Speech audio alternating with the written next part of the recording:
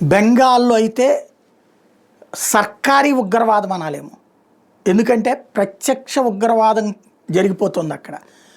హిందువులని ఊచకోత కోసేటటువంటి పరిస్థితి, దారుణంగా తరిమివేస్తున్న పరిస్థితి, ఆస్తులు లాక్కుంటున్నటువంటి పరిస్థితి, ప్రాణాలు కోల్పోతుంటే కాపాడాల్సిన పోలీసులు కూడా తన్నులు తింటున్నటువంటి పరిస్థితి, చివరికి సైనిక బలగాల మీద దాడులు చేస్తున్న పరిస్థితి.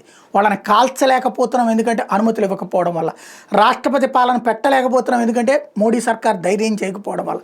ఇప్పటికీ 9 జిల్లాలకు విస్తరించిన దీని వెనకాలన జేఎంజీ అనే ఉగ్రవాద సంస్థ బంగ్లాదేశ్లో ఉన్నటువంటి ప్రజల్ని అక్కడ బ్రతకలేక తరిమి వేస్తే పారిపోయొచ్చి బెంగాల్లో ఉన్నటువంటి వాళ్ళు ఇప్పుడు వాళ్ళు మళ్ళీ ఈ జేఎంజీ సంస్థ ద్వారా ఇన్ఫ్లుయెన్స్ అవుతున్నారు. అంటే ఏ దేశం నుంచి తరిమివేయబడ్డారో ఆ దేశంలో ఉన్నటువంటి సంస్థ చెప్పిన మాటలు వింటూ ఈ దేశంలో అల్లకల్లోలం సృష్టిస్తున్నారు అన్నటువంటి విషయం తాజాగా ప్రస్ఫుటంగా కనబడుతోంది.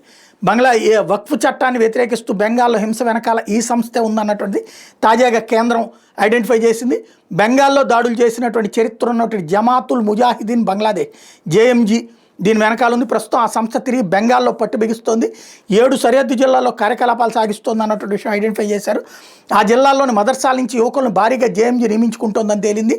ముర్షిదాబాద్ అలాగే 24 పరగణాల జిల్లాల్లో మొదలైన అల్లర్ల వెనకాల ఉన్నది ఈ సంస్థేనని తేలింది. దీని మూలంగా బెంగాల్ తీవ్రమైన శాంతి భద్రత సమస్యలు ఎదుర్కొంటుందన్న ఆందోళన వ్యక్తమవుతుంది. ఇస్లామిక్ ఎజెండా కింద తాజాగా వక్ఫ్ ఆందోళన రంగు మార్చేటటువంటి ప్రయత్నం చేస్తుంది. సుప్రీంకోర్టు ఆదేశాల మేరకు అల్లర్లు జరుగుతున్న ప్రాంతాలు ఆదివారం బీఎస్ఎఫ్కి చెందిన 8 కంపెనీల జవాన్లు 1000 మంది పోలీసులు మోహరించారు. ఇప్పటిదాకా 150 మందిని అరెస్ట్ చేశారు. డీజీ స్థాయి నుంచి అదనపు ఎస్పీ స్థాయి దాకా కీలక పోలీసు అధికారులు పరిస్థితుల్ని స్వయంగా దగ్గరుండి పర్యవేక్షిస్తున్నారు. అల్లర్ల తర్వాత దాదాపు 400 మంది హిందువులు ముర్షిదాబాద్, దులియన్ తదితర ప్రాంతాలు వదిలిపెట్టి భాగీరథి నదిని దాటి పొరుగు జిల్లా మాల్టాకు పారిపోయారు. ఇదే విషయాన్ని బెంగాల్ బీజేపీ చీఫ్ సువేందు అధికారి చెప్పారు. నిన్ననే మనం ఆ విషయాన్ని కూడా చెప్పుకున్నాం.